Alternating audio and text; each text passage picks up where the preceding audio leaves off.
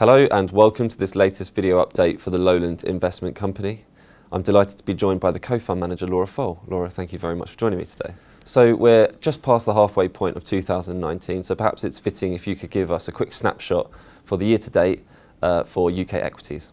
UK equities have done well year to date. What's quite an interesting dynamic beneath that though is that smaller companies have underperformed. So if you looked at, for example, the AIM market or FTSE small cap, that would have underperformed the FTSE 100 quite materially. And I think if I was trying to give a reason for that, and it's always hard to pinpoint the exact reason, but smaller companies do tend to be more domestic.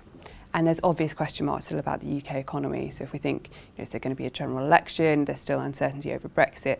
So there is still that overhang on UK domestic companies. So if I were to say a reason why I think small cap has underperformed, I think it's probably that. If you were to compare the trust's net asset value performance with that of the index, which is the FTSE All-Share, you would actually see a decoupling since the end of February, with the trust underperforming the benchmark. So perhaps you can give us your thoughts on why that's happened. You're right, the trust would have underperformed year to date. So it would be up on an NAV basis, but it would be up less than the FTSE All-Share, which is our benchmark. The overwhelming reason for that is that our investment style is value. And what I mean by that is that we pay attention to the valuation of companies. So even if we think a company is excellent and has really good growth prospects, if the valuation is, we think, too high, we'll tend not to go there. We'll tend to stick to companies that we think are fundamentally undervalued. That over the last 5 years has detracted from performance. What has done really well in the market is growth companies, and that trend has continued and gone even more extreme year to date. So if you looked at the top performers in the FTSE 100, they would all be growth companies, whereas the bottom performers would all be value companies. So there's been a real headwind in the way we run the portfolio, and that's, if I were to give just one reason why we've underperformed, it would be that. There are also, of course, other elements to it. We haven't had a great deal in things like consumer staples. So this would be names like Diageo, Unilever, Reckitt. Lowland would have none of those in the portfolio. All would have been good performers.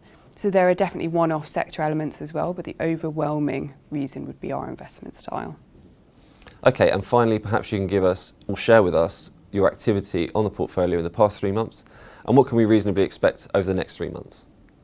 So what we've been doing in the last few months is we've been going very slowly adding value in the portfolio. So this would be names like GlaxoSmithKline, which is a big pharmaceutical company.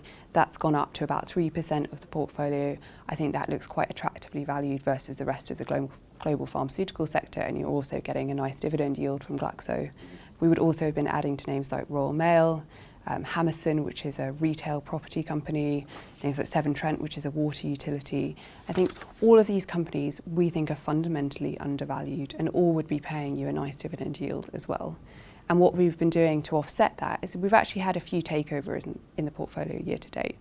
So a company called Manx Telecom got taken over by private equity, and then more recently we had a property company called A&J Mucklow, which was taken over by another property company. So that's freed up some cash for us to invest in these more value opportunities. But we are going slowly because we're recognising that the way the market is acting at the moment is not in our favour. These value companies are tending to just get lower and lower rated while the growth companies continue to perform well.